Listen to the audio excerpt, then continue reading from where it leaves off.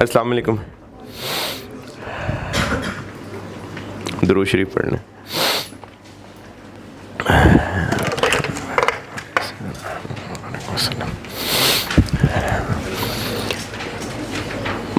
D recognition ख़त्म, exchange of assets.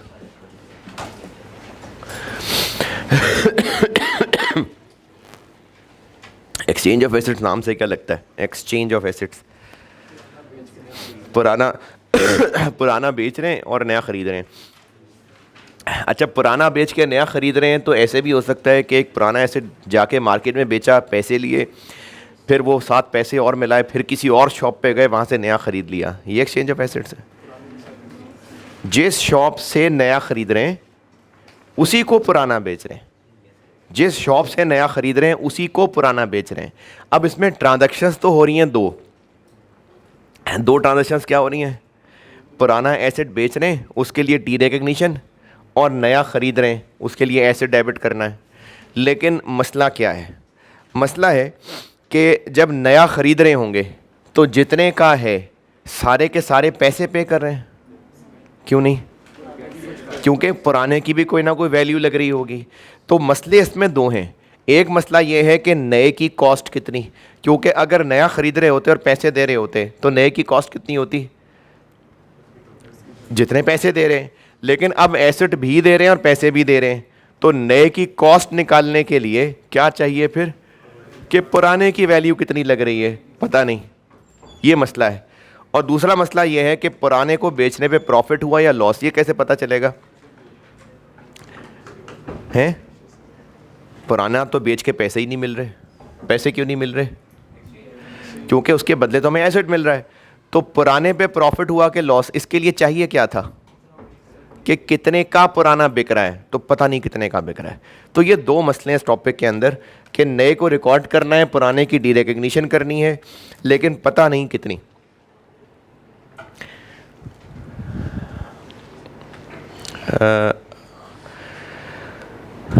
हम लोग कंपनी ए कह लेते हैं, ये कंपनी बी है। तो एसेट 1 ये इसको दे रहा है और एसेट 2 ये इसको दे रहा है, और plus minus cash. Plus minus इसलिए कह रहा हूँ क्योंकि हो सकता है ये महंगा ख़रीद रहा हो तो पैसे ले रहा हो, या ये सस्ता ख़रीद रहा हो तो पैसे दे रहा हो, तो इसलिए मैंने प्लस माइनस कह दिया। बताने का मकसद ये है कि दो बिजनेसेस के दरमियान दो एसेट्स एक्सचेंज हो रहे होंगे और बाकी जो है वो कैश आ जा रहा होगा। तो अब इसमें प्रॉब्लम ये है कि इसमें दो चीज़ें इन्वॉल्व हो गई। दिस ट्रांजैक्शन इन्वॉल्व्स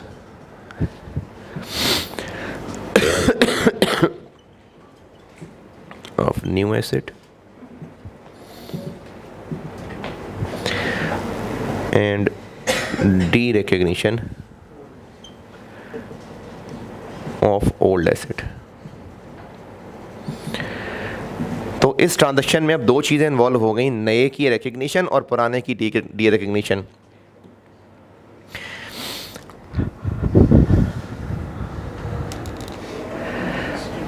तो प्रॉब्लम्स ये हैं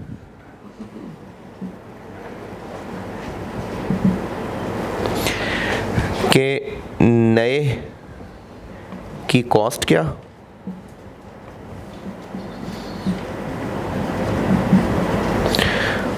और पुराने की डिस्पोजल वैल्यू क्या।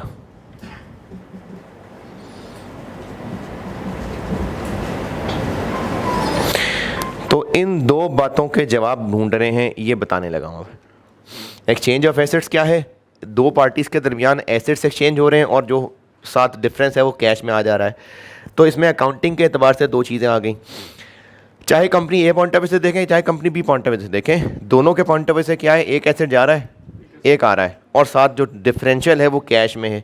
तो इसमें से जिसकी मर्ज़ी पॉइंट ऑफ व्यू से देख लें, इस ट्रांजैक्शन में दो मसले आ रहे हैं। नए को रिकॉर्ड करना है, पुराने को बुक्स में से निकालना है।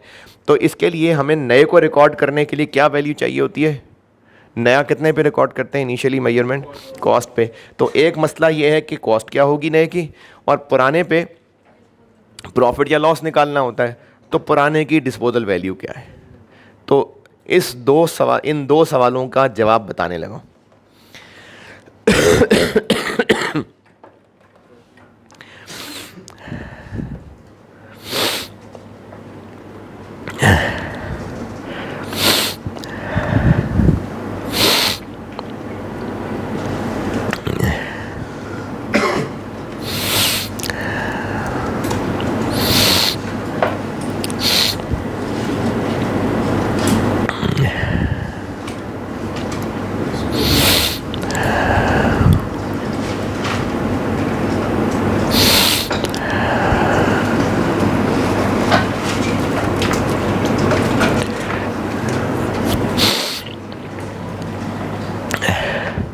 अच्छा, अब मैं आपको ना 4 सिनेरियोज में, यानी इसमें 4 केसेस में बांट रहा हूँ इस टॉपिक को, और हर केस में इन 2 सवालों का जवाब देता हूँ। ट्रांजैक्शन समझ आ गई हो क्या रहा है? अब मैं 4 सिनेरियोज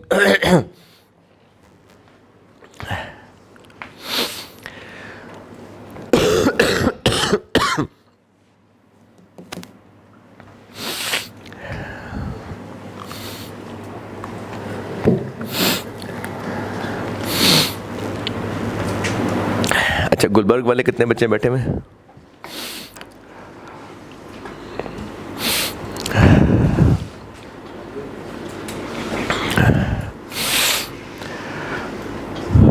FR1 समझ आ रहा है ना?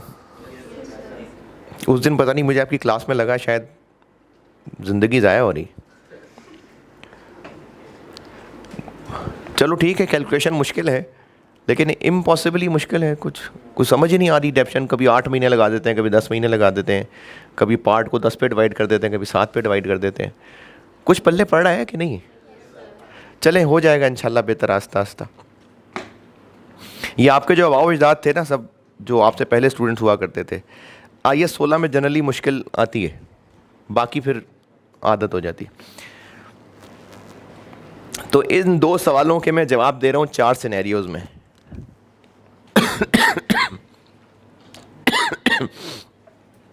दो सिनेरियोज का आंसर सेम है, इसलिए मैं इन दोनों को एक ही साथ लिख देता हूँ। एक सिनेरियो ये है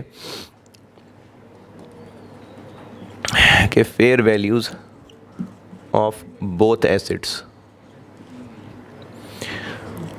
can not be measured reliably.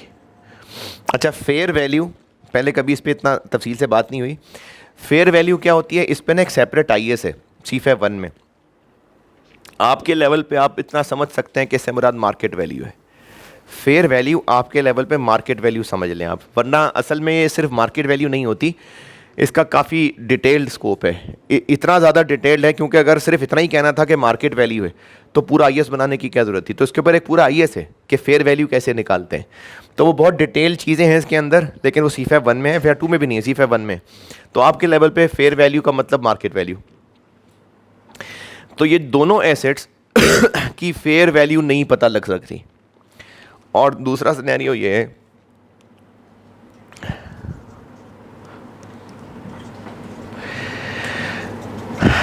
Transaction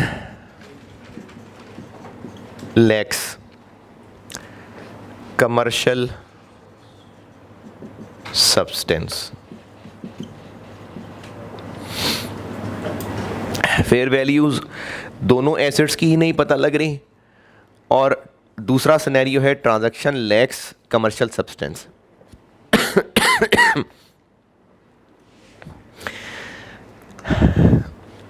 in दोनों सिनेरियोज के अंदर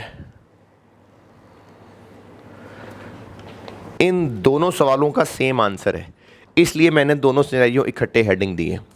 पहले सिनेरियो की मिसाल ये है कि अगर एक पुराना जनरेटर यूज्ड काफ़ी सारा, बल्कि मैं AC की मिसाल ले लेता हूँ। एक बिजनेस के ऑफिस में काफ़ी सारे ACs हैं। अच्छा, उन काफ़ी सारे एसीज़ में से ना एक एसी किसी और कंपनी का है, बाकी सारे एसी एक कंपनी के। तो जब इसकी मेंटेनेंस करनी होती थी तो दो अलग अलग कंपनी से बंदे बुलवाने पड़ते थे रिपेयर के लिए, पैसा लगता था। तो बिजनेस ने सोचा कि वो जो एक किसी और कंपनी का है वो भी चेंज करके सारे सेम कंपनी के कर लेते हैं, मेंटेनेंस आसानी होगी। तो इस बिज़नेस ने इसी कंपनी का, क्योंकि चलो ग्री और हायर चले, सारे एसीज थे जो वो ग्री के थे, एक हायर का थे यूज्ड। तो बिजनेस ने सोचा कि जो हायर वाला है इसको भी ग्री कर लेते हैं, तो मिटा के ऊपर ग्री लिख दें नहीं, तो फिर ये सोचा चलो यूज्ड है ना, तो मार्केट से पता करते हैं यही 2 टन का अगर ग्री का कोई मिल जाए। इसी तरह की सोच वाला कोई और भी बिजनेस था, उसके पास सारे हायर के थे, एक ग्री का था। तो अब ये दोनों एसीज उन दोनों ने एक्सचेंज किए, हायर और ग्री दोनों यूज्ड हैं। अच्छा, अब दोनों यूज्ड हैं, तकरीबन दोनों सेम जैसे ही हैं, और यूज्ड एसी मार्केट में कोई बिकते भी नहीं ज़्यादा, तो दोनों की प्रॉपर मार्केट वैल्यू नहीं पता लग पा रही। देखें, मार्केट वैल्यू सही किसकी पता लगती होगी? जो ज़्यादा बिकते होंगे, जो ज़्यादा बिकते होंगे, क्योंकि सही या रिलायबल मार्केट वैल्यू से क्या मुराद है? अगर आपने अपना मोबाइल का रेट लगवाना है तो हफीज सेंटर चले जाएं, उसका जिस दुकान से पता करेंगे तकरीबन एक ही जैसा रेट लगेगा। क्यों एक ही जैसा रेट लग रहा होगा? क्या सबने पहले इकट्ठे बैठ के कहा होगा वो आ रहा है मोबाइल बेचना, हम सब ये रेट बताएंगे हैं? फिर वहाँ पर ज़्यादा सेल होता होगा ना। एक दफ़ा ना मेरा एक घर में मोबाइल था, पुराना था, ये बहुत सोनी रिक्सन होता था उस दौर में, तो छोटा सा मोबाइल था, तो काफ़ी यूज़ किया हुआ था मैं चला गया हफीज सेंटर बेचने। अब जहाँ जाऊँ वो मोबाइल देखे कि नहीं ख़रीदना, फिर तरह बेसमेंट में एक दुकान में चला गया। अच्छा, बेसमेंट में दुकान में चला गया तो उस दुकानदार ने देखा, कहते हैं 1000 रुपये लूँगा। मैंने कहा ठीक है। मैंने जितनी जल्दी कहा ना ठीक है, उसने कहा नहीं नहीं नहीं, नहीं। उसने भी वापस कर दिया। तो मोबाइल का अगर किसी मार्केट में रेट लग रहा है तो वो क्यों तकरीबन सारे एक जैसा बता रहे हैं? क्योंकि उस मार्केट में वो बिकता होगा। इसको कहते हैं रिलायबली मैयर होना, फेयर वैल्यू। तो हायर और ग्री के वो यूज्ड एसी थे, हो सकता है यूज्ड एसी मार्केट में बिकते ही ना हो, तो इसलिए उनकी मार्केट वैल्यू नहीं पता चल पा रही थी। लेकिन दोनों बिजनेसेस को पता था कि हैं तो तकरीबन एक जैसे, तो हायर वाला उठा के ले गया, ग्री वाला उठा के ले गया। जब दोनों तकरीबन एक जैसे हैं तो क्या इसके चांसेस हैं कि कुछ पैसे भी लिए दिए होंगे? क्यों लिए दिए होंगे? दोनों तकरीबन एक जैसे हैं, पैसे नहीं लिए दिए होंगे। अच्छा चलें, अगर पैसे लिए दिए भी होते तो कितने? जब पता ही नहीं कि एक कितने का दूसरा कितने का, तो कैसे पता कितने पैसे? तो पहले की मिसाल ये है जो मैंने आपको हायर और ग्री की मिसाल दी है कि 2 एसी एक्सचेंज हो रहे हैं जिन दोनों की मार्केट वैल्यू नहीं ठीक लग पा रही। तो अगर वो एक्सचेंज हो रहे हैं तो दोनों को लगता है एक जैसे, तभी तो वो एक्सचेंज कर रहे हैं। तो इस सूरत में पैसा एक्सचेंज हो रहा होगा? नहीं, ये पहला केस हो गया। तकरीबन इसी मिसाल पे दूसरा भी रख लेते हैं। वैसे कमर्शियल सब्सटेंस, मैं आपको ना इसकी अंग्रेजी लिखवा देता हूं, एमसीक्यूज में काम आएगी। अंग्रेजी लिखवा देता हूं, कमर्शियल सब्सटेंस की अंग्रेजी लिखवाता हूं। पहले मैं आपको ना ये इसका जवाब दे दूं उन दोनों सवालों का, फिर एमसीक्यूज में काम आ सकती है, तो कमर्शियल सब्सटेंस की अंग्रेजी भी लिखवा देता हूं। वैसे समझाने के लिए बता रहा हूं कि ट्रांजैक्शन लैक्स कमर्शियल सब्सटेंस ऐसी ट्रांजैक्शन होती है जिसमें आप ये समझ लें बेचने वाले को कोई फ़ायदा नहीं हो रहा। बेचने वाले को फ़ायदा कैसे होगा? जब जो चीज़ उसने ख़रीदी थी वो ज़्यादा महंगी बेचेगा, तो जो बेच रहा होगा ज़्यादा पैसे ले रहा होगा। तो इसको अंग्रेज़ी में कह सकते हैं कि इस ट्रांजैक्शन में कमर्शियल सब्सटेंस है। जिसमें बेचने वाले को कोई फ़ायदा नहीं हो रहा ना, तो उसमें कहेंगे कि ट्रांजैक्शन में कमर्शियल सब्सटेंस नहीं है। ये मैं आपको आसान तरीन जो मुझे समझ आ रही थी मैं वो बता रहा हूँ। ऐसी ट्रांजैक्शन जिसमें चीज़ बेचने वाले को फ़ायदा हो। क्या मतलब फ़ायदा? प्रॉफिट्स हो, मतलब जो चीज़ बेच रहा है उससे ज़्यादा पैसे ले रहा है, या अगर पैसे नहीं भी ले रहा उसके बदले कोई और चीज़ ले रहा है, तो वो जो कोई और चीज़ है वो ज़्यादा फ़ायदे वाली है, तो कहेंगे कि इस ट्रांजैक्शन में कमर्शियल सब्सटेंस है। और अगर जो एसेट दे रहा है बदले में उसी जैसी ही चीज़ ले रहा है, तो इसमें कोई फ़ायदा इन्वॉल्व नहीं है, तो इसको कहेंगे ट्रांजैक्शन में कमर्शियल सब्सटेंस नहीं है। ठीक है, जैसे हम कोई यार ये तो फलाना इदारा तो कमर्शियल ही है, या फलाना काम तो कमर्शियल ही हो रहा है, तो कमर्शियल काम हो रहा है तभी ना जब फ़ायदे नुकसान की बात हो रही है। तो इसलिए पहले की मिसाल, पहले केस की मिसाल जो मैंने ग्री और हायर के एसी की मिसाल दी है कि दोनों एसी तकरीबन एक जैसे थे, यूज़ थे, इसलिए उनकी मार्केट वैल्यू नहीं लग पा रही थी, तो दोनों एक जैसे होंगे तभी तो एक्सचेंज हो रहा है। और दूसरे की मिसाल मैंने बताई है कि जिस ट्रांजेक्शन में सेलर का कोई प्रॉफिट ही नहीं है, जितने की चीज़ उसके पास है बस उतने की बेच रहा है, तो इसको कहते हैं ट्रांजेक्शन में कमर्शियल सब्सटेंस नहीं है। तो इन दोनों में तकरीबन आप यही मिसाल रख लें। अब जब कोई पैसा ही इन्वॉल्व नहीं हो रहा, तो पुराना कितने का बिक रहा है फिर?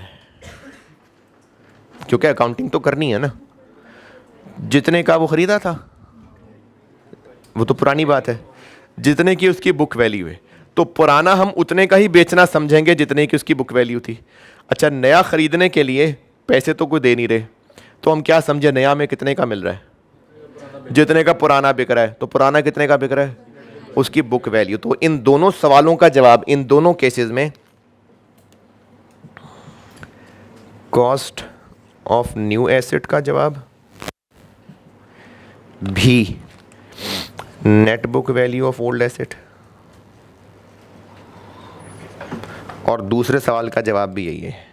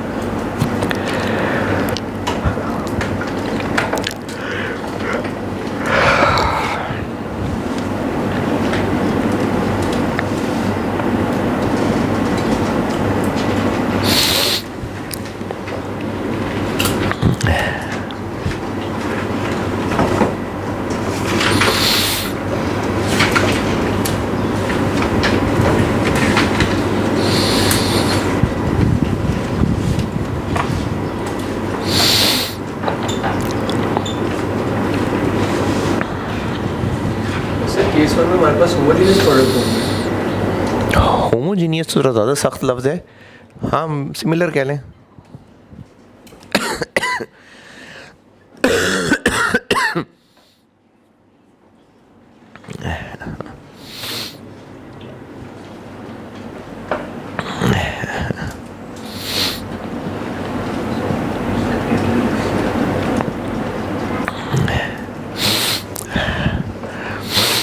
ये नोटेड। अच्छा, ये एक अंग्रेज़ी लिखवा रहा हूँ आपको, इस अंग्रेज़ी के अल्फाज की ना ज़्यादा टेंशन नहीं लेनी है आपने जी।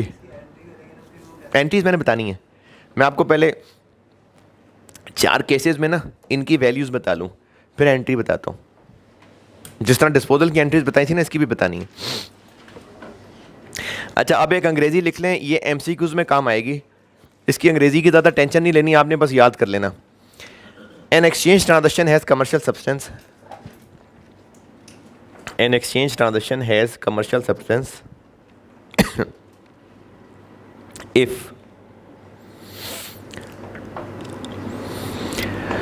ये अंग्रेजी बस एज इट इज़ याद कर लीजिएगा, ये MCQs में हो सकती है टेस्ट। लिखवा रहा हूँ, an exchange transaction has commercial substance if, अब इफ़ के बाद 3 पॉइंट्स हैं आगे। Number 1,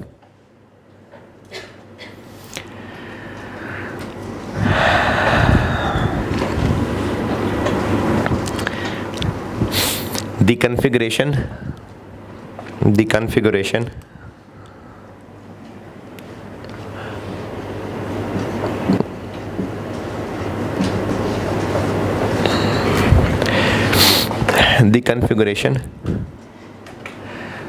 of cash flows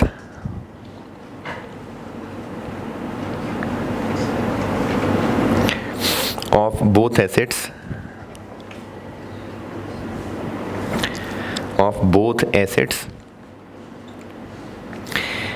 is different,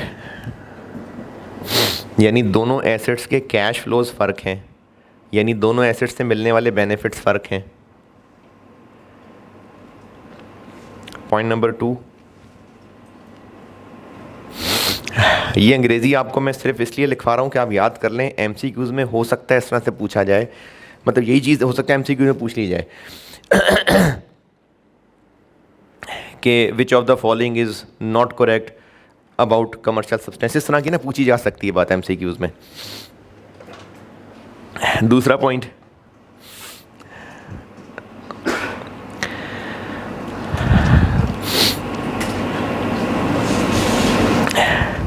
the entity specific value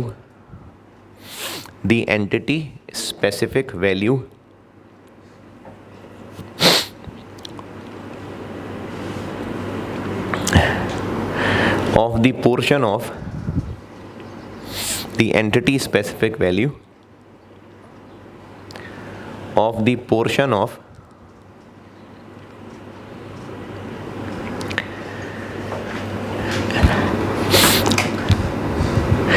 entities operations। Point number 2 दोबारा बता रहा हूं, the entity specific value of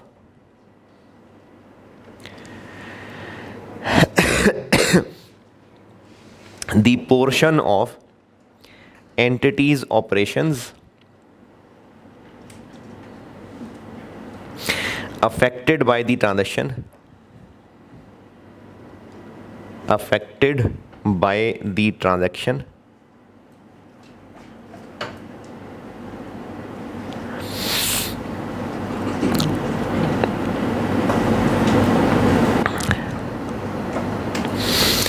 changes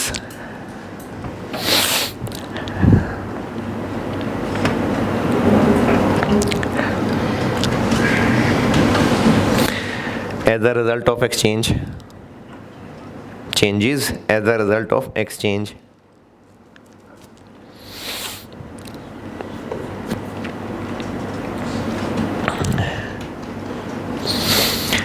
और तीसरा पॉइंट लिखें,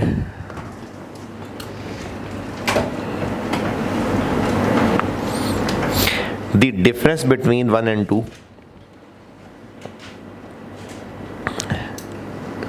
अच्छा, अब आप अगर हाँ ये ठहरे ज़रा, ये जो आपने पॉइंट्स लिखे हैं, अगर आपने इनको ए बी करके लिखा है तो आप कहें difference between A and B, 1 2 करके लिखता है डिफरेंस बिटवीन 1 2, यानी ऊपर वाले जो दो हैं ना उनकी बात हो रही है। ये जो अब मैं तीसरा पॉइंट लिखवा रहा हूँ ना, तो इससे ऊपर जो दो लिखे हैं उन दोनों में डिफरेंस की बात हो रही है। The difference between 1 and 2 is significant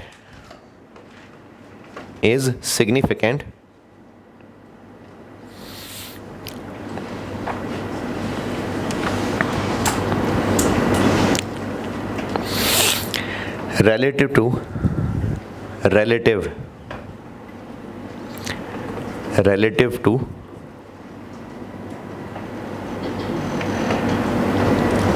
the fair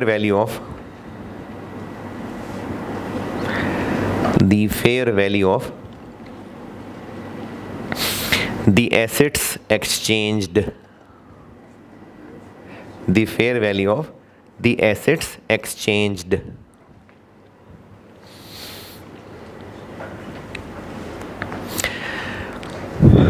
इस अंग्रेज़ी की टेंशन लिए बगैर बस आपने याद कर लेना, आपके लेवल पे जो समझा सकता था वो मैंने यही समझाया कि बेचने वाला अगर कोई प्रॉफिट कमा रहा है तो फिर इसको कहेंगे कि ट्रांजैक्शन में कमर्शियल सब्सटेंस है, और इस सूरत में एक ही जैसी चीज़ एक्सचेंज कर रहा है तो फिर ट्रांजैक्शन में कमर्शियल सब्सटेंस नहीं है।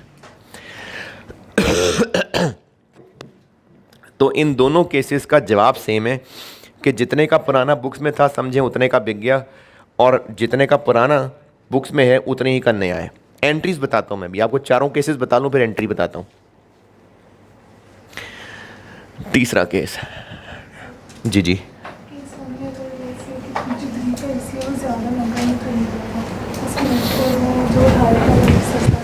नहीं, देखें, ये जो मैंने मिसाल गिरी और हायर के एसी की दी है ना, बात ये नहीं हो रही कि कौन सा महंगा ख़रीदा था कौन सा सस्ता ख़रीदा था। बात यह है कि अभी उस वक्त जो फिज़िकली उनकी हालत है, तकरीबन बराबर लाइफ, तकरीबन एक जैसे बिजली इस्तेमाल करेंगे, तकरीबन एक जैसे बेनिफिट्स देंगे, तो वो एक जैसे एसेट्स हैं, तभी उनको एक्सचेंज करते हुए कोई पैसे लिए दिए नहीं जा रहे होंगे। यानी ये नहीं है कि गरी वाला महंगा था हायर वाला सस्ता था, ये बात नहीं हो रही। हो गया जो पुराना ख़रीदना था। अब इस वक्त जो हालत है वो दोनों की तकरीबन सेम है, तभी तो बगैर पैसों के एक्सचेंज कर पा रहे हैं वो। देखें, अगर वो दोनों बिजनेसेस इस बात को समझते कि दोनों एसी एक जैसे नहीं है, तो फिर पैसे यकीनन इन्वॉल्व होते हैं ना। जिसका एसी ज़्यादा महंगा होता वो पैसे ले रहा होता। तो अगर पैसे नहीं आ जा रहे तभी तो दोनों सेम हैं। तीसरा केस। अच्छा, ये चीज़ें अगर हुई ना तो ये सवाल में क्लियरली बताएगा, वरना अगर ये दोनों बातें नहीं हैं तो केस 3 और केस 4 में से कोई एक होता है, और वो मैं आपको निशानी बता दूंगा कि कैसे पता चलेगा केस 3 है कि केस 4 है। केस 3 ये है कि fair value of both assets can be measured reliably। दोनों एसेट्स की फेयर वैल्यू रिलायबली मेजर हो सकती है, यानी दोनों एसेट्स की अपनी अपनी मार्केट वर्थ है। मिसाल से समझाता हूं।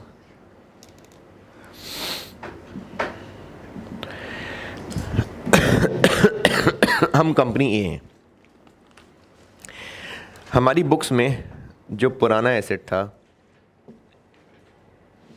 उसकी कॉस्ट थी 400, एक्यूमुलेटेड डेप्शन थी 120, बुक वैल्यू थी 280,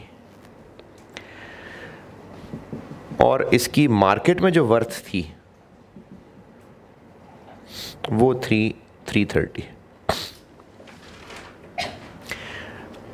हमने सप्लायर से नया एसेट जिसकी मार्केट में वर्थ 500 थी,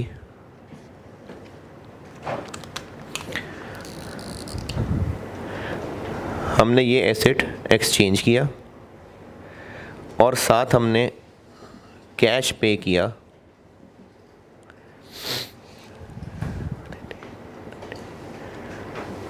180। पहले ये फिगर्स के साथ ट्रांजैक्शन देखे समझ आई हुआ क्या है। हम कंपनी ये हैं, पुराना एसेट जो हमारी बुक्स में 280 का था लेकिन उसकी मार्केट वर्थ 330 थी। हमने ये एसेट इसको दिया और नया एसेट इससे ले लिया। नए एसेट की मार्केट में वर्थ 500 है और साथ हमने पुराना एसेट और साथ कैश दिया। नहीं, होशे वास में लिखा 180 मैंने खुद लिखा। ये वैल्यू समझ आई कहाँ क्या क्या हो रहा है? कोई वैल्यू ना समझ आई हो? अच्छा, अब सवाल ये है कि नए की कॉस्ट कितनी पड़ी हमें नए की कॉस्ट कितनी पड़ रही है? 510 या 500? कैसे 510?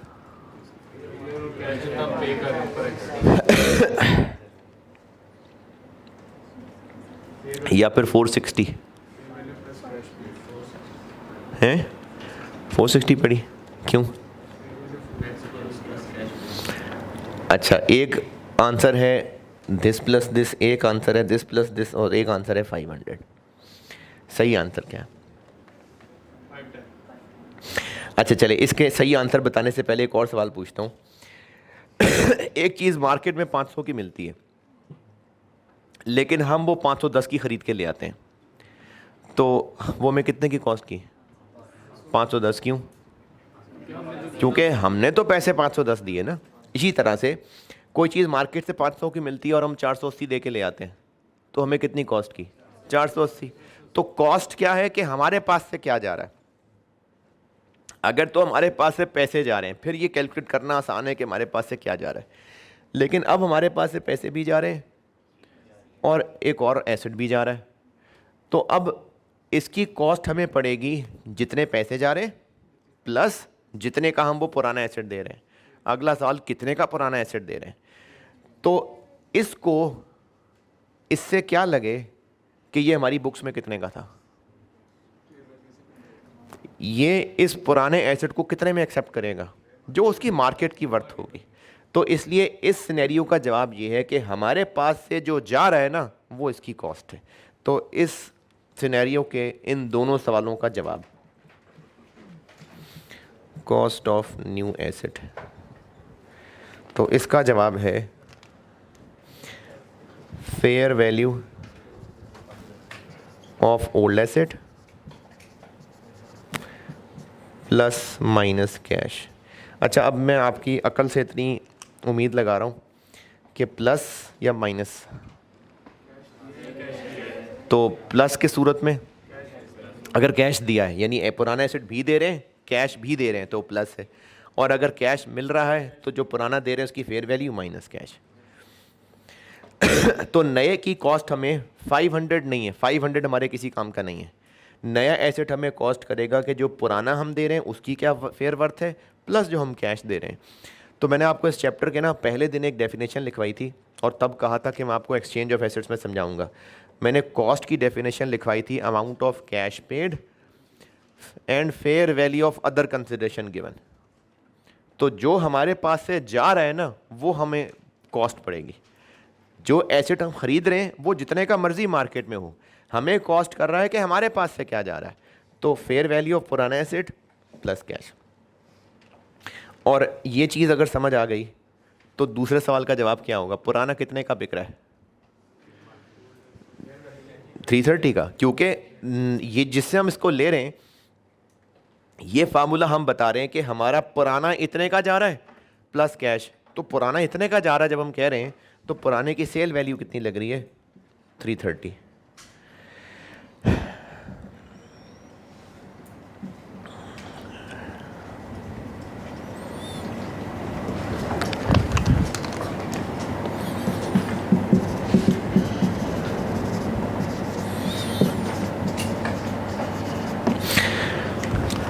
यानी फिर हम ये कह सकते हैं कि इग्नोर क्या, फेयर वैल्यू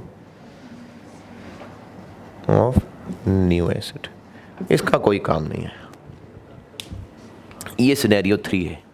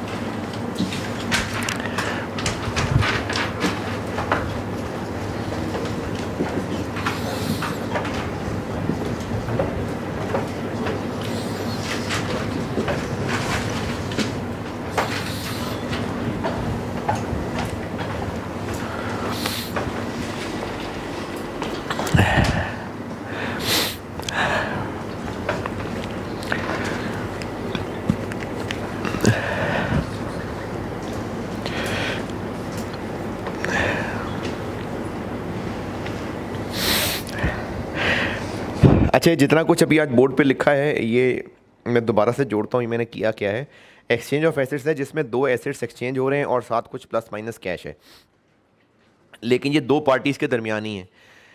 अब इसमें हो क्या रहा है, नया एसेट ख़रीदा जा रहा है तो उसको रिकॉर्ड करना है कॉस्ट पे, पुराना बेचा जा रहा है तो उसकी डी रिकग्निशन की अकाउंटिंग करनी है।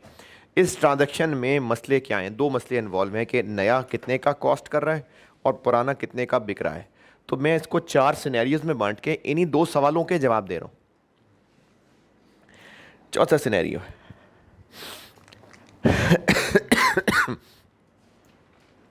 ये नोटेड। चौथा सिनेरियो भी मिसाल से समझाता हूँ।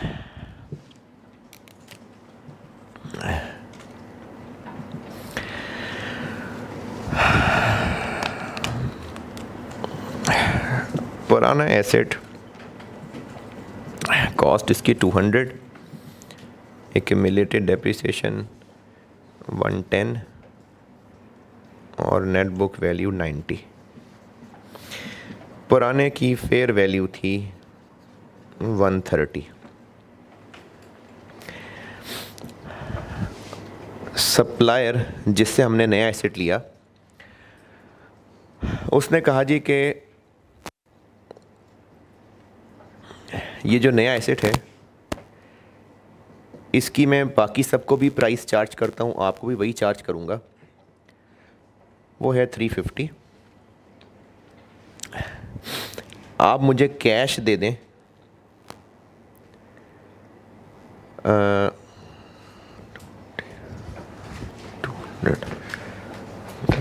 250 260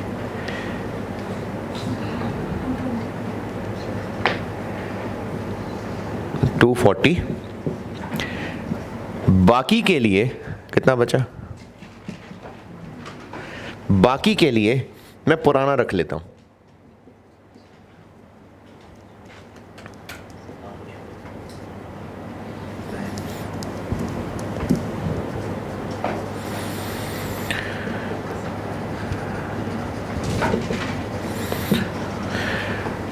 वो कह रहा है कि मैं 350 का बेचता हूँ, आपको भी 350 का बेचूंगा, आप कैश इतना दे दें, बाकी मैं पुराना एडजस्ट कर लेता हूँ।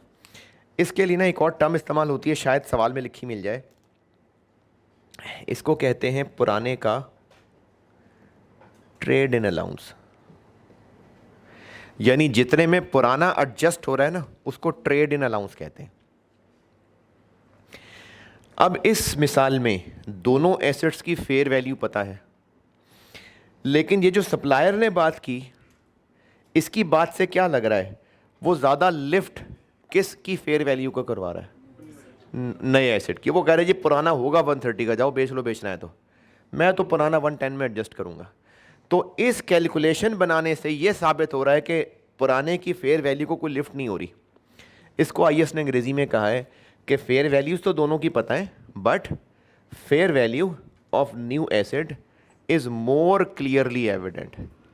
और इसकी सवाल में पहचान ये है कि पुराने का ट्रेड इन अलाउंस बता दिया। तो अब इस सूरत में जब 130 को लिफ्ट ही नहीं हो रही, तो अब इस मिसाल में दोनों सवालों का जवाब, कॉस्ट ऑफ न्यू एसेट कितना जी, 350, या ये कह लें कि ट्रेड इन अलाउंस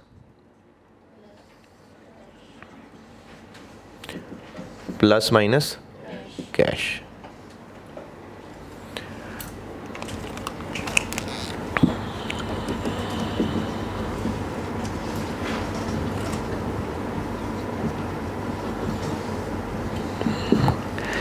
और पुराना कितने का बिक रहा है, 110।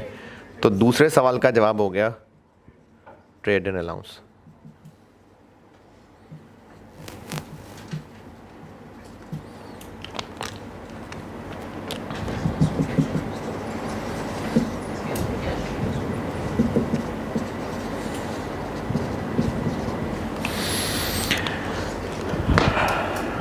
अच्छा, अब ये कैश लेस नहीं होगा इस केस में, क्योंकि ये क्या लिखा है इस मिसाल में, ये क्या है नहीं वो तो है, इस मिसाल में ये कितना है 110 माइनस 240, नहीं प्लस ही है, 110 plus 240 is equal to 330 350। Minus आपको इसलिए नज़र आ रहा है क्योंकि मैंने वो नए की अमाउंट में से इसको माइनस करके देखा है बाकी कितने का। वो फार्मूला मैंने लिखा है दिस प्लस दिस, सिर्फ ये माइनस ना देखें, मैंने वो फार्मूला क्या लिखा हुआ है, trade in allowance plus cash paid is equal to 350। यानी इस सूरत में फिर हम ये कह लेते हैं इग्नोर क्या, fair value of old asset.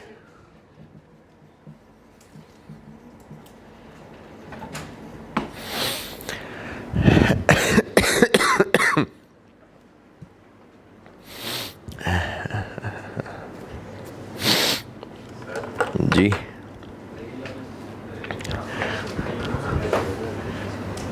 कौन सा वाला, क्या लगता है आपको, नया सप्लायर इतने का एसेट दे रहा है, 240 हम उसको पे कर रहे हैं ना, हम पे कर रहे हैं ना, तभी वो कह रहा है कि 240 मुझे कैश दे दो और बाकी में मैं पुराना एसेट एडजस्ट कर लेता हूँ।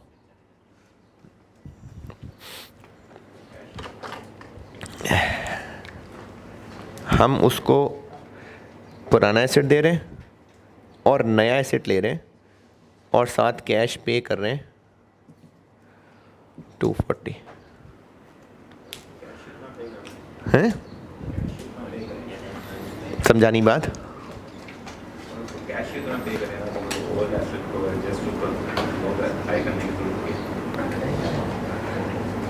यानी हम ज़्यादा पैसे क्यों दे रहे हैं भाई, वो हम इतने का ही बेच रहे हैं ना, मतलब आप दुकान पे जाके चीज़ ख़रीदें तो वो कह रहा है जी ये 200 की है, तो आपको मैं कहूँ कि यार तुम 200 क्यों देते हो, तुम बस 150 पकड़ा दो उसको, वो जितने की चीज़ बेचेगा उतने ही पैसे देंगे ना हम।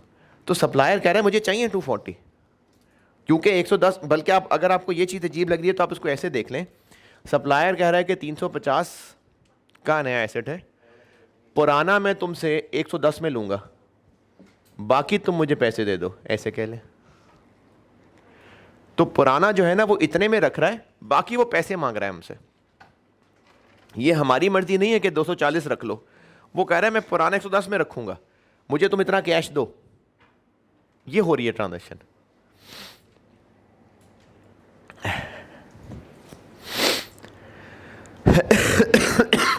सवाल लिखे।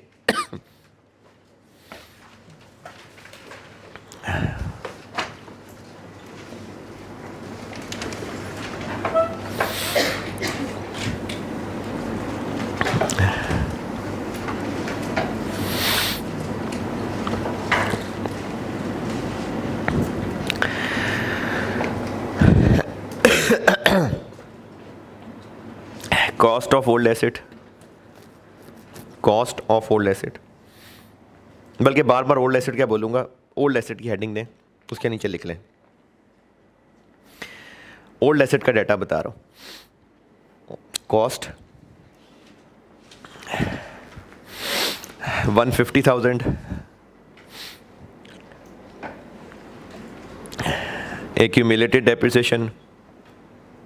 accumulated depreciation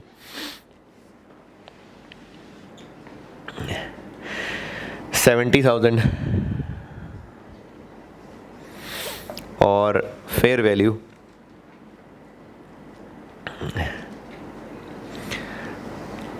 110,000, 1,10,000।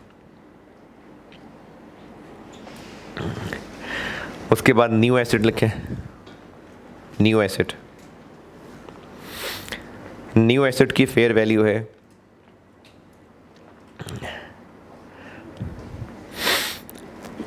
300,000, 3 lakh.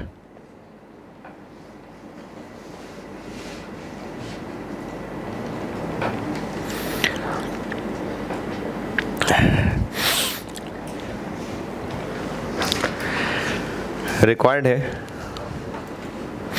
Cost of new asset, cost of new asset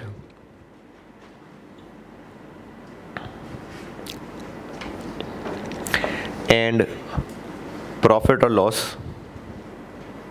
new asset की कॉस्ट बतानी है एंड प्रॉफिट और loss on old asset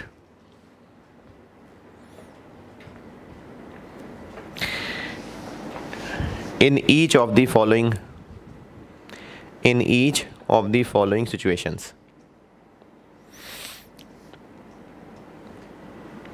In each of the following situations.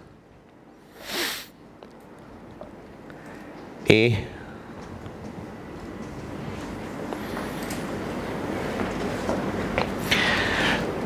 fair values of both assets cannot be measured reliably.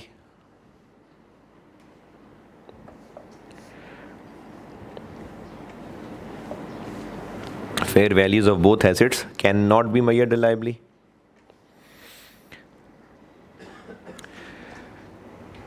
B, transaction lacks commercial substance. Transaction lacks commercial substance.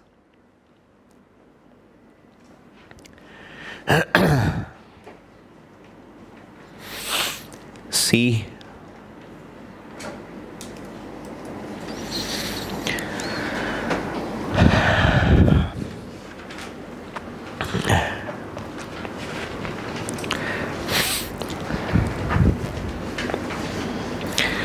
fair values of both assets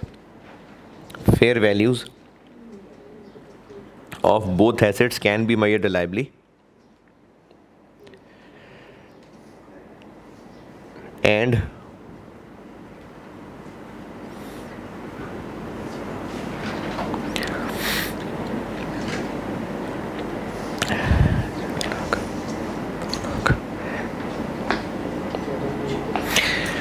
$200,000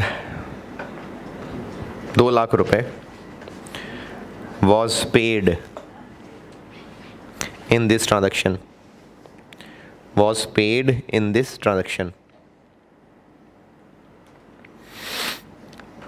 और चौथा scenario D,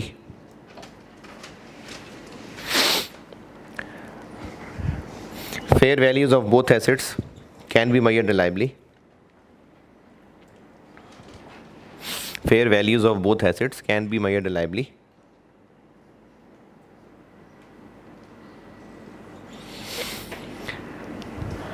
And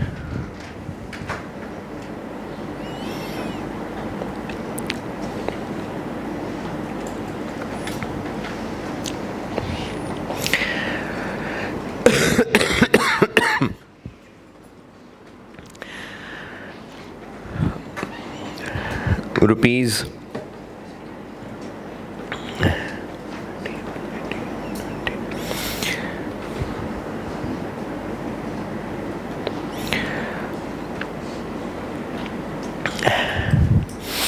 $210,000 were paid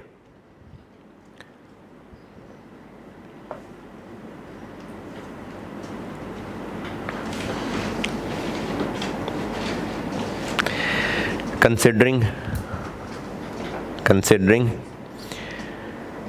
the remaining amount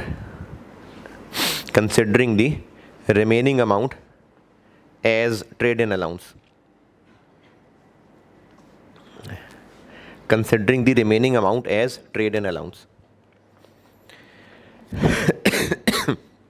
चलें, चारों में इन दोनों बातों का answer बताएं। Cost of नया एसेट और पुराने पे कितना प्रॉफिट या लॉस हुआ।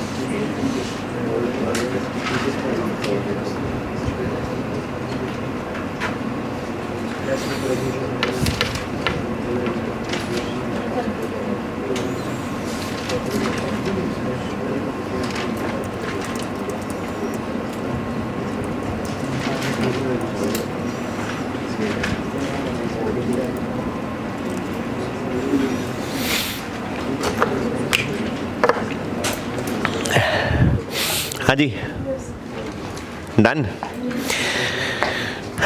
पहला, जब फेयर वैल्यू नहीं पता तो नए की कॉस्ट कितनी? हाँ जी, 80। और पुराना बिक रहा है 80 का और उसकी बुक वैल्यू 80, तो कोई प्रॉफिट लॉस नहीं। देखें पुराने पे प्रॉफिट एंड लॉस कैसे पता चलेगा? कितनी बुक वैल्यू है और कितने का बिक रहा है। ये तो सिंपल सी बात है ना, कितनी बुक वैल्यू कितने का बिक रहा है उससे प्रॉफिट पता चलेगा। तो 80,000 बुक वैल्यू है, 80 का ही बिक रहा है। दूसरा scenario same, transaction lakhs commercial substance same. तीसरे में पुराना कितने का बिक रहा है जितने की उसकी फेयर वैल्यू है, और नए की कॉस्ट क्या पड़ रही है? पुराने की फेयर वैल्यू, जो कि पुराने की फेयर वैल्यू 110 प्लस 2 लाख, तो नए की कॉस्ट हो गई 310। और पुराना 110 का बिक रहा है, बुक्स में ये 80 का है, तो 30,000 का प्रॉफिट।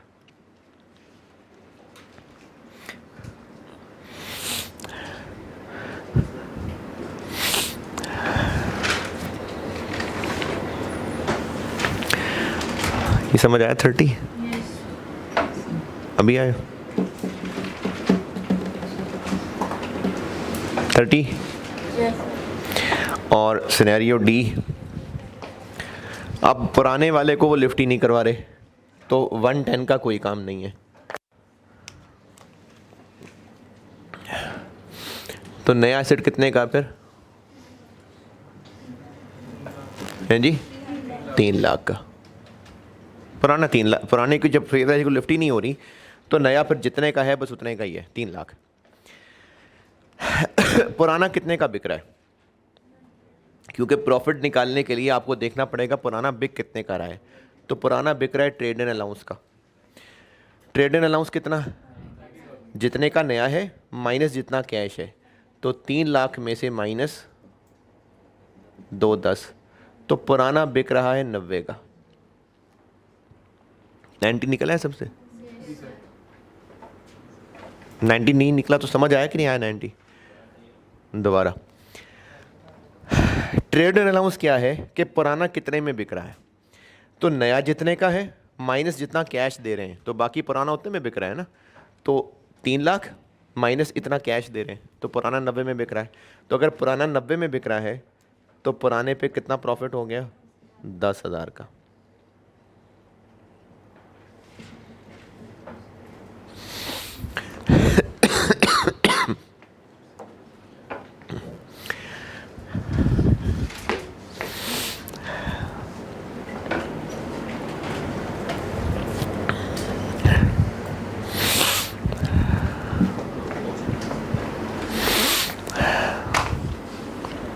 इसमें बताएं अब जो पूछना है।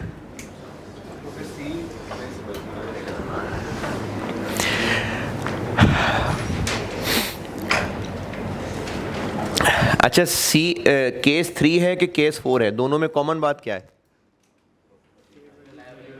फेयर वैल्यू रिलायबली मैयर है। और अगर ये नहीं बताया ना फेयर वैल्यू रिलायबली मैयर है, अगर कैश आ जा रहा है तो केस 1 2 तो नहीं है।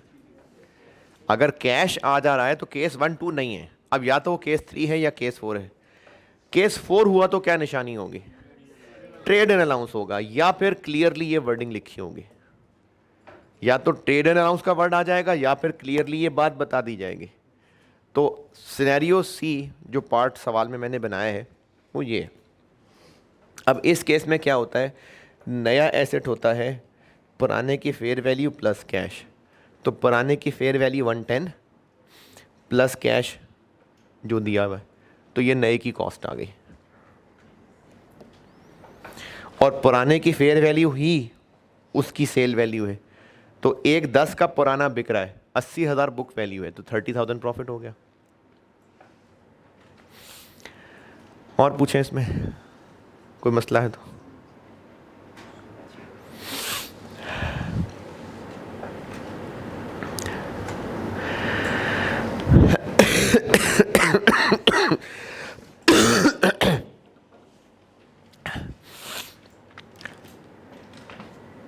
चलें, कौन सी आपकी अगली क्लास है, तो ये एंट्री समेट ही लेते हैं ये टॉपिक ताकि क्लोज कर लूँ। है मैंने ही पढ़ानी है ना कॉस्ट की, कोई बात नहीं, मैं आप लोगों के खातिर ये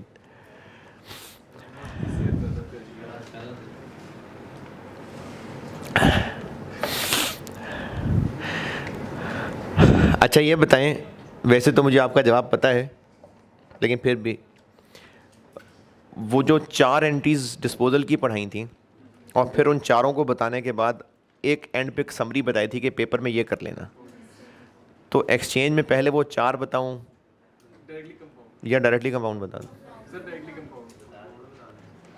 हाँ जी, हाँ।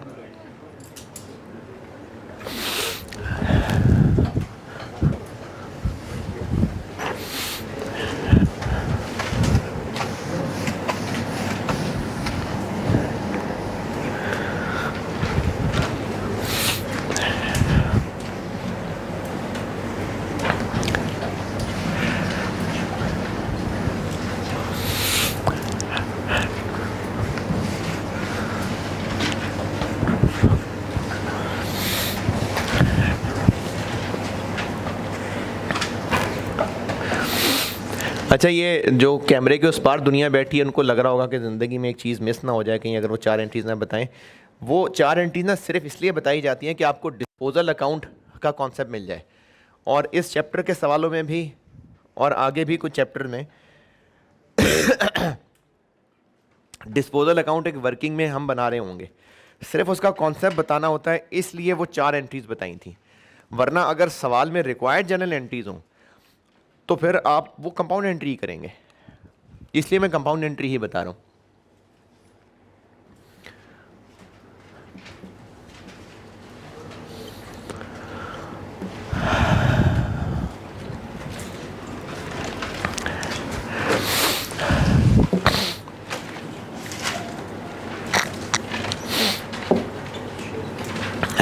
अच्छा, अब कल परसों जो है ना वो डेप्रिसिएशन की कैलकुलेशन है, यानी ये जो टॉपिक पढ़ा रहा था ये हमने एक एसेट के पूरे कर दिए।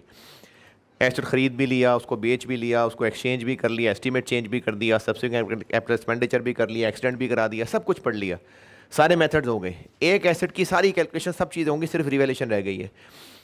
तो अब मैं आपको जो कल परसों कराऊंगा वो डेप्रिसिएशन कैलकुलेशन की प्रैक्टिस कराऊंगा, जिसमें बहुत सारे एसेट्स इकट्ठे आ जाएँ। तो हाँ, पूरी क्लास ऑफ एसेट्स। तो एक्सचेंज की अकाउंटिंग डिपेंड करता है कि एसेट की अकाउंटिंग कैसे हो रही थी।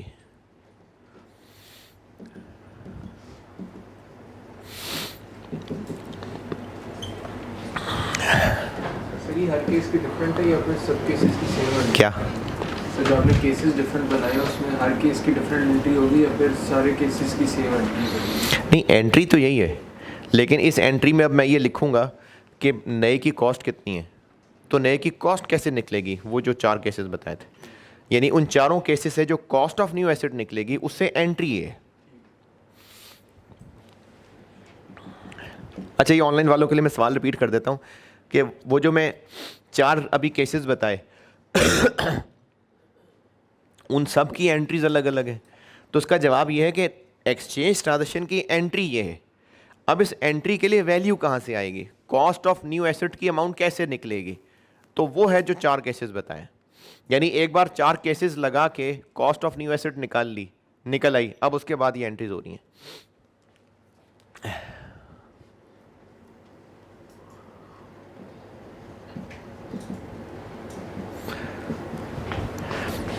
अच्छा, अब इतनी अकाउंटिंग आप माशाल्लाह सीख ही गए हैं, इसकी एंट्री तो आप खुद ही बना लेंगे। सोचें हो क्या क्या रहा है, क्या डेबिट क्या क्रेडिट। अच्छा, अज्यूमिंग के cash assuming cash is paid। हाँ जी, क्या क्या हो रहा है? पुराना एसेट बिक रहा है, नया एसेट आ रहा है, कैश जा रहा है। तो पुराना एसेट जा रहा है, पुराना एसेट कर देंगे क्रेडिट। ठीक है, शाबाश। कैश भी जा रहा है, कैश क्रेडिट। अच्छा, पुराना एसेट बुक्स में से निकाल रहे हैं, कितने से क्रेडिट करूं? नेट बुक वैल्यू से। पुराना भी बुक्स में से गया, कैश भी गया, और नया एसेट बुक्स में आ जाएगा, डेबिट। अच्छा, मैंने ना ये, मैं आपको सिर्फ ये फ़र्क याद रखने के लिए न्यू और ओल्ड का वर्ड लिख रहा हूँ। एंट्री में प्लांट डेबिट, प्लांट ही क्रेडिट हो रहा होगा, यानी एंट्री में न्यू प्लांट और न्यू प्लांट नहीं आ रहा होगा, ओल्ड प्लांट। वो तो मैं आपको वैसे याद रखने के लिए बता रहा हूँ कि नए एसेट की कॉस्ट से प्लांट डेबिट और पुराने को फिर प्लांट ही क्रेडिट। अच्छा, नया कितने से डेबिट? जो नए की कॉस्ट है, वो जो अभी नए की निकालनी सीखी उससे डेबिट, और को बैलेंस करेंगे तो प्रॉफिट या लॉस होगा।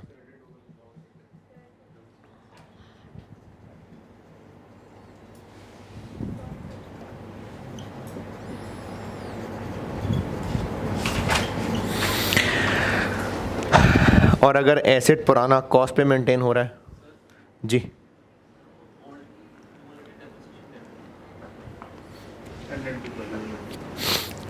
अब अगर कॉस्ट पे मेंटेन हो रहा है यानी एक्यूमुलेटेड का अकाउंट बनता है, तो नया एसेट तो आएगा ही आएगा, पुराने की एक्यूमुलेटेड भी आएगी।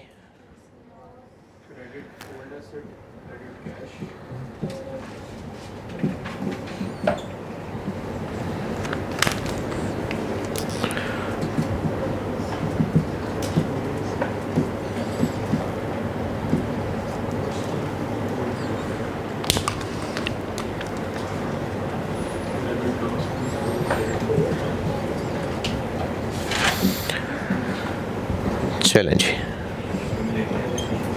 क्या जी, क्यों आएगी? देखें, अगर आप इन पे गौर करें तो मैंने डिस्पोजल वाली अकाउंटिंग मिक्स की है। डिस्पोजल वाली अकाउंटिंग में क्या हो रहा था? कैश डेबिट, एसेट क्रेडिट और profit and loss. Cash debit, पुराने की एक्यूमुलेटेड डेबिट, पुराना एसेट क्रेडिट और प्रॉफिट एंड लॉस। अब यहाँ पर एक्सचेंज ऑफ एसेट्स में पुराना बिक तो रहा है, इसलिए डिस्पोजल वाली एंट्री भी होगी, लेकिन नया आ रहा है इसलिए नया डेबिट भी होगा। ये मैंने आप इन दोनों एंट्रीज को मिलाएं और वो जो पिछली क्लास में डिस्पोजल की एंट्रीज की थी यही वाला काम किया था। सिर्फ फ़र्क ये किया है कि डिस्पोजल में कैश डेबिट हो रहा था, इसमें नया एसेट डेबिट हो रहा है।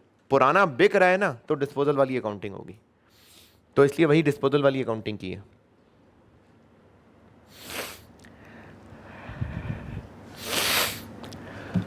ये एक्सचेंज ऑफ एसेट्स की अकाउंटिंग है। और कल इंशाल्लाह अब मैं आपको ये एक एसेट की चीज़ें आई 16 पूरी हो गई, रिवैल्यूएशन रह गया, बाकी ये सारा पूरा हो गया। अब इसमें जो एग्ज़ाम लेवल की कैलकुलेशंस हैं अच्छा, से पहले जो किया वो भी एग्ज़ाम लेवल ही कह सकते हैं, वो ऐसा नहीं कि एग्ज़ाम लेवल नहीं है।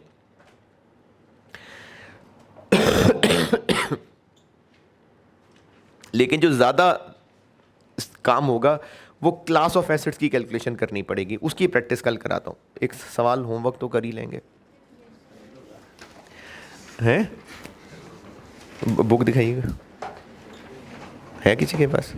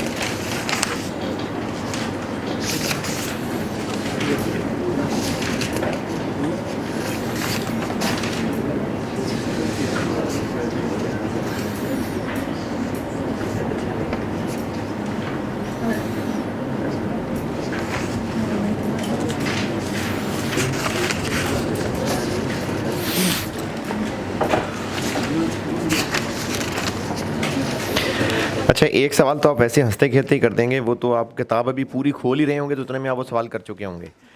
तो दो सवाल हो जाए हैं। Page 35 question number 2। ये तो ऐसी आप ज़बानी कर लेंगे। वाकई ये ज़बानी, ये सिर्फ आंखों में करने वाला सवाल है, वाकई ज़बानी वाला सवाल है। पेज 35 क्वेश्चन नंबर 2, और जो प्रॉपर करने वाला सवाल है वो है पेज 37 क्वेश्चन नंबर 6।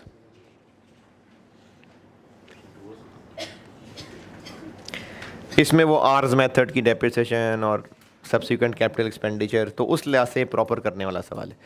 तो ये करिएगा, और जब बिल्कुल ये सवाल कर लें फिर ज़बानी ये क्वेश्चन 2 भी कर लेना। तो क्वेश्चन 2 और क्वेश्चन 6 पेज 35 पे क्वेश्चन 2 है। ये वाकई ज़बानी सवाल है, बेशक अभी करना है तो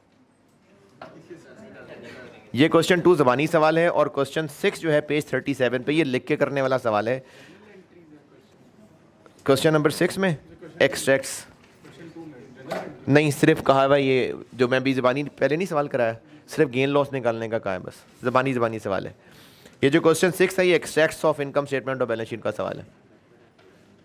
अच्छा, इसमें ना एक सेटलमेंट डिस्काउंट है, ये चूँकि साल पुरानी बुक है और पिछले साल में कहीं ये आई कैप की तरफ से आया था कि सेटलमेंट डिस्काउंट को भी माइनस ही करना है, तो इसमें वो माइनस नहीं हुआ हुआ कॉस्ट में से, उसको अदर इनकम बनाया हुआ है। तो इसलिए आप सवाल सॉल्व करते हुए सेटलमेंट डिस्काउंट की लाइन बेशक इग्नोर कर दें ताकि आपकी बाकी फिगर्स टैली हो जाएं, डेप्रिसिएशन वगैरह की। सेटलमेंट डिस्काउंट इस सवाल में दिया हुआ है, बेशक आप उसको इग्नोर कर दें ताकि बाकी फिगर्स तो टैली हों। लेकिन ये सवाल कैलकुलेशन में अच्छा है, आर्स मेथड है, सब्सिक्वेंट कैपेक्स है। तो पेज 37 क्वेश्चन 6 और पेज 35 ज़बानी क्वेश्चन 2। कल मुलाकात होगी इंशाल्लाह।